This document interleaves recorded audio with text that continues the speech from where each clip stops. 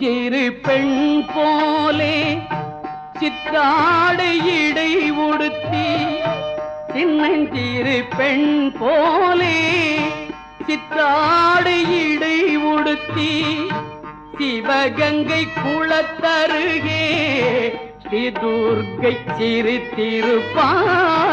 சின்னஞ்சிறு பெண் போலே சித்தாடை இடை உடுத்தி சிவகங்கை குளத்தருகே ஸ்ரீ துர்க்கை சிரித்திருப்பாள்.